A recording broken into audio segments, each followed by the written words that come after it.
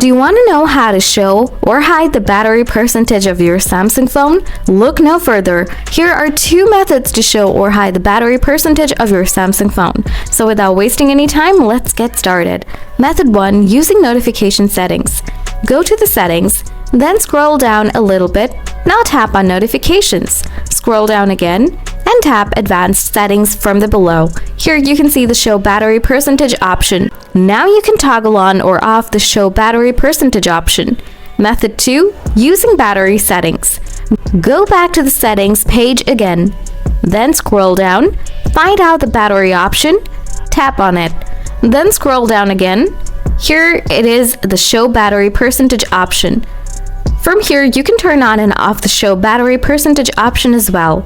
That's it. Hope it helps. Don't forget to drop a like, and if you have any queries, write them in the comments box below. Thanks for watching. See you in the next video.